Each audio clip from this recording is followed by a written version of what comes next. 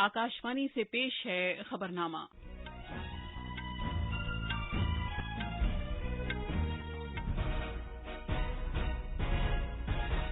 आदाब। खबरनामे के साथ मैं शबाना बेगम। पहले इस वक्त की अहम खबरें। मुल्क आज अपना 74वां यौम आज़ादी पूरे जोश खरोश और अज़्म के साथ मना रहा है। वज़ीर आज़म नरेंद्र मोदी ने 74वें यौम आज़ादी के मौके पर नई दिल्ली में लाल किले की फसील से तिरंगा परचम लहराया। वज़ीर आज़म नरेंद्र मोदी ने आत्मनिर्भर भारत के लिए मुल्क के अज़्म को दोहराया और उन्होंने लोकल फॉर वोकल ज़हन तैयार करने की अपील की। वज़ीर आज़म ने आज से नेशनल डिजिटल हेल्थ मिशन के आगाज का भी ऐलान किया। हुकूमत ने बुनियादी ढांचे में नया इनकलाब लाने के लिए मुख्तलिफ सेक्टरों के 7000 प्रोजेक्टों की निशानदही की है। वज़ीर आज़म ने कहा है कि भारत दहशतगर्दी और तौसी पसंदी दोनों से मौसर ढंग से निमट रहा है। सदर जमहूरिया रामनाथ कोविंद ने कहा है कि भारत अमन से बहुत प्यार करता है, लेकिन वो किसी भी मुल्क की तरफ से शरंगेजी का मुंह तोड़ जवाब देने की सलाहियत भी रखता है। सदर जमहूरिया ने कोरोना जांबाजों और फौजियों को उनकी बहादुरी के लिए तारीफ की और सदर जमहूरिया ने मुसल्लह अफवाज के जवानों के लिए 84 शुजात अवार्ड्स को मंजूरी दी है।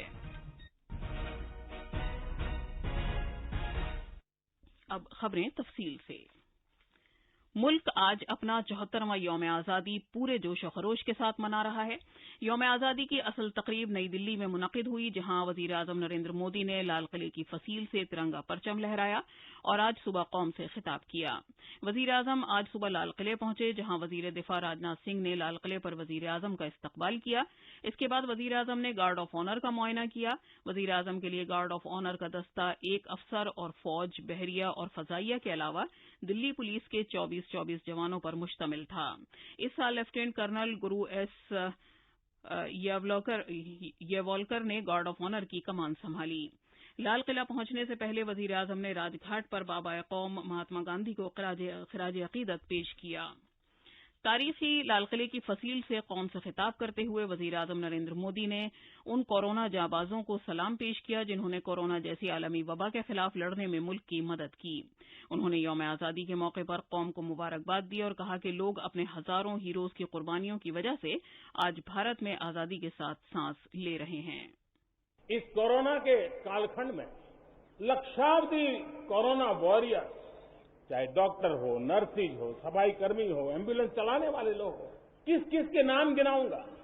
उन लोगों ने इतने लंबे समय तक जिस प्रकार से सेवा परमो धर्मः इस मंत्र को जी करके दिखाया है, पूर्ण समर्पण भाव से मां भारती के लालों की सेवा की है, ऐसे सभी कोरोना वॉरियर्स को भी मैं आज नमन करता हूं।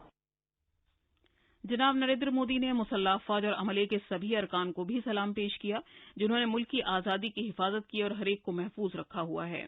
उन्होंने इस एतमाद का इजहार किया कि मुल्क उन तमाम चैलेंजों से मिलकर लड़ेगा जिसका वो सामना कर रहा है, जिनमें सैलाब और मिट्टी के तोदे खिसकने जैसे चैलेंजेस भी शामिल हैं।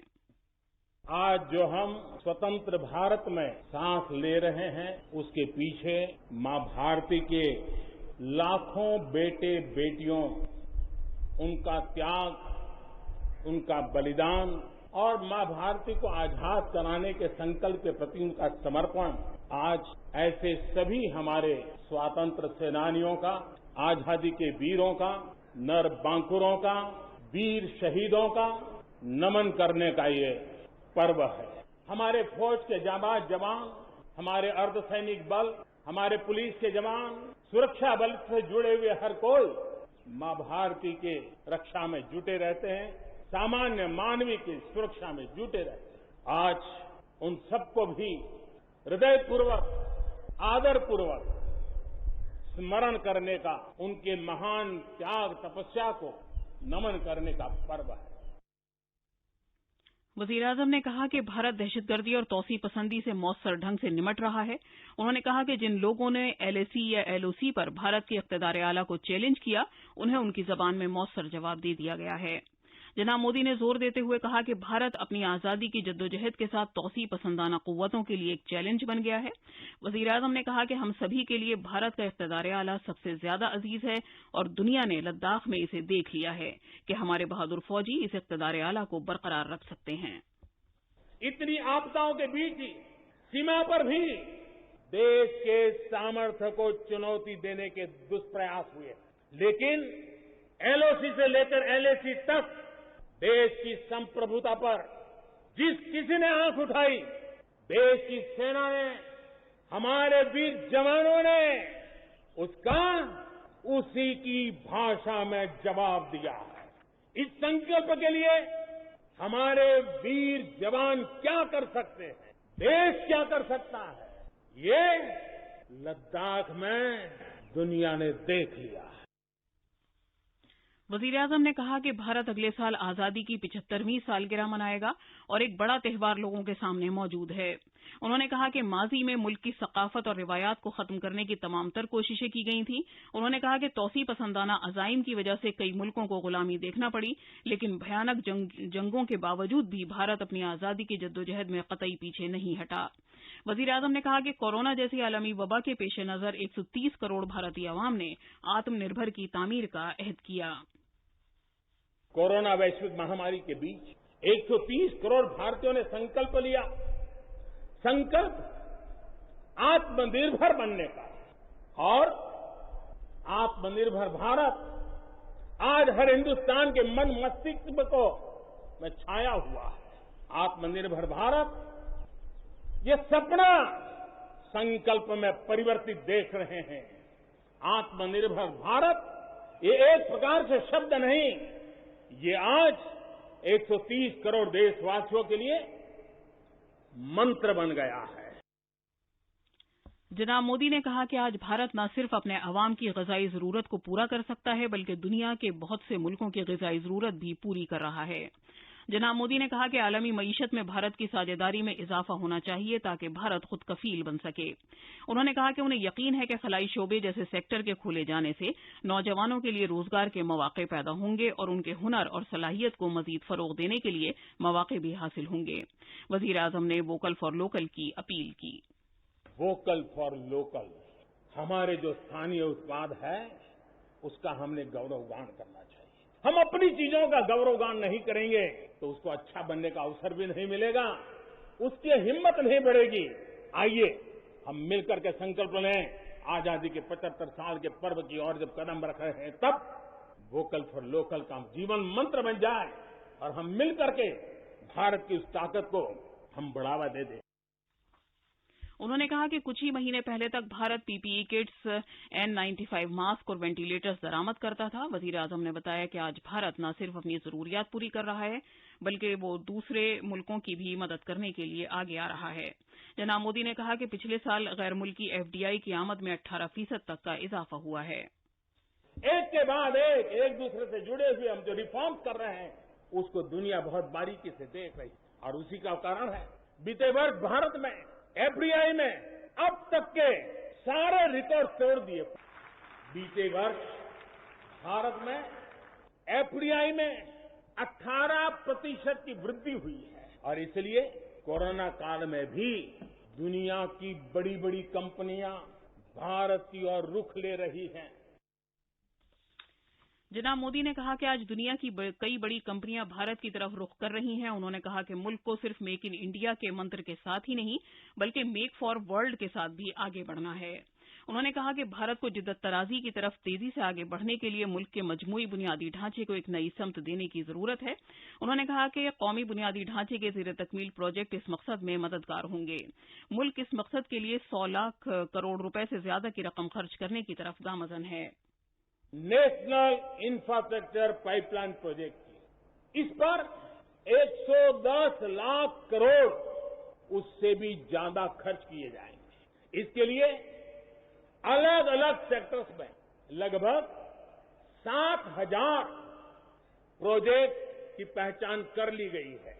इससे देश के ओवरऑल इंफ्रास्ट्रक्चर डेवलपमेंट को एक नई दिशा भी मिलेगी, एक नई गति भी मिलेगी। वजीर आजम ने आज से नेशनल डिजिटल हेल्थ मिशन के आगाज का भी ऐलान किया।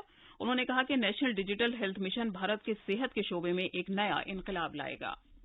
आज से नेशनल डिजिटल हेल्थ मिशन आरंभ किया जा रहा है। भारत के हेल्थ सेक्टर में ये एक नई क्रांति ले आएगा। इलाज में आने वाली परेशानियां कम करने के लिए टेक्नोलॉजी का बहुत सुविचारित रूप से उपयोग होगा। प्रत्येक भारतीय को हेल्थ आईडी दी जाएगी। ये हेल्थ आईडी प्रत्येक भारतीय के स्वास्थ्य खाते की तरह काम करेगी। वजीर-ए-आजम ने कहा कि इससे पहले ये सोचा भी नहीं जा सकता था कि मुल्क के गरीब अफराद के जनधन खातों में करोड़ों रुपए बराह रास्त मुंतकिल कर दिया जाएगा। गरीबों के जनधन खाते में लाखों करोड़ों रुपये सीधे ट्रांसफर हो जाएंगे। कौन सोच सकता था कि किसानों की भलाई के लिए एपीएमसी जैसा एक्ट में इतने बदलाव हो जाएंगे। कौन सोचता था हमारे व्यापारी आलम पे जो लटकती तलवार थी, एसेंशियल कमोडिटी एक्ट, इतने सालों के बाद वो भी बदल जाएगा। कौन सोचता था कि हमारा स्पेस सेक्टर हमारे देश के युवाओं के लिए खुला कर दिया जाएगा। उन्होंने कहा कि डिजिटल इंडिया को भी मुल्क को खुद कफील बनाने में एक अहम रोल अदा करना है। जनाब मोदी ने कहा कि 2014 से पहले मुल्क में सिर्फ 5 दर्जन पंचायतों को ऑप्टिकल फाइबर से जोड़ा गया था। 5 दर्जन पंचायतों में ऑप्टिकल फाइबर था। गत 5 वर्ष में 1.5 लाख ग्राम पंचायतों तक ऑप्टिकल फाइबर नेटवर्क पहुंच चुका। सभी पंचायतों में पहुंचने के लक्ष्य के साथ हमने काम शुरू किया था। जो 1 लाख पंचायतें बाकी हैं, वहां भी तेजी से काम चल रहा है।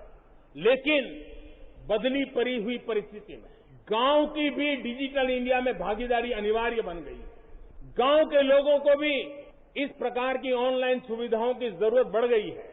इसको ध्यान में रखते हुए पहले जो हमने कार्यक्रम बनाया था, हर पंचायत तक पहले पहुंचेंगे, लेकिन आज मैं आपसे बताना चाहूंगा कि अब हमने तय किया है कि सभी 6 लाख से ज्यादा जो हमारे गांव हैं, उन सभी गांवों में ऑप्टिकल फाइबर नेटवर्क पहुंचाया जाएगा। वजीर-ए-आजम ने कहा कि खुद कफील भारत की तामीर में तालीम की बड़ी अहमियत है और इसको जहन में रखते हुए जनाब मोदी ने कहा कि तालीम से मुताल्लिक एक नई कौमी पॉलिसी लाई गई है। ये खबरनामा आकाशवाणी से नशर किया जा रहा है। सदर जमहूरिया जनाब रामनाथ कोविंद ने कहा है कि भारत अमन से बहुत प्यार करता है, लेकिन किसी भी मुल्क की तरफ से शरंगेजी का मुंह तोड़ जवाब देने की सलाहियत भी रखता है। सदर जमहूरिया रामनाथ कोविंद ने कोविड-19 के मौसर बंदोबस्त के लिए मरकज रियासतों और मरकज के जेर इंतजाम इलाकों की कोशिशों की सताइश की है। कल 74वें यौम आजादी के मौके पर कौम से खिताब करते हुए सदर जमहूरिया ने कहा कि आलमी वबा की वजह से इस साल तकरीबात महदूद रहेंगी। उन्होंने उन कोरोना जांबाजों की कोशिशों की तारीफ की जिन्होंने लोगों की जिंदगियां बचाने के लिए अपने फर्ज से भी बढ़कर इस सिलसिले में काम किया है। सदर जमहूरिया रामनाथ कोविंद ने दिफाई अमले के लिए 9 शौर्य चक्र समेत 84 शुजात के अवार्ड्स को मंजूरी दी है। अब्दुल रशीद कलस को बाद-अज़-मर्ग कीर्ति चक्र अवार्ड से सरफराज किया गया है, जो जम्मू कश्मीर पुलिस में हेड कांस्टेबल थे। ये फौज के जिन जवानों को जम्मू कश्मीर में दहशतगर्दी की रोकथाम की कार्रवाई के लिए शौर्य चक्र से नवाजा गया है, उनमें मखसूस फोर्सेज के lieutenant colonel Krishna Singh Rawat, major Anil Urs और हवलदार आलोक कुमार दुबे शामिल हैं। अब अखबारात के आईने के साथ हैं असगर अली। शुक्रिया शबाना। आज के बेशतर उर्दू अखबारात ने 74वें यौम आज़ादी के मौके पर सदर जमहूरिया के कौम के नाम खिताब को शह सुर्खियों में शाये किया है, जहां रोजनामा इनकलाब और राष्ट्रीय सहारा ने यकसा सुर्खी लगाते हुए लिखा है कि बदअमनी पैदा करने वालों को मुंह तोड़ जवाब दिया जाएगा।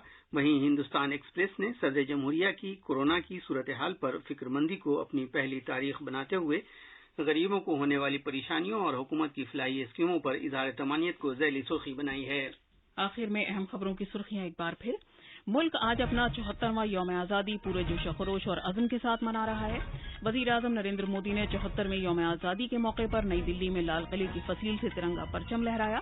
वज़ीर-ए-आज़म नरेंद्र मोदी ने आत्मनिर्भर भारत के लिए मुल्क के अज़्म को दोहराया और उन्होंने लोकल फॉर वोकल ज़हन तैयार करने की अपील की। वज़ीर-ए-आज़म ने आज से नेशनल डिजिटल हेल्थ मिशन के आगाज का भी ऐलान किया। हुकूमत ने बुनियादी ढांचे में नया इनकलाब लाने के लिए मुख्तलिफ सेक्टरों के 7000 प्रोजेक्टों की निशानदही की है। वज़ीर-ए-आज़म ने कहा कि भारत दहशतगर्दी और तौसी पसंदी दोनों से मौसर ढंग से निमट रहा है। और सदर जमहूरिया ने मुसल्लह अफवाज के जवानों के लिए 84 शुजात अवार्ड्स को मंजूरी दी है। इसके साथ ही खबरनामा खत्म हुआ।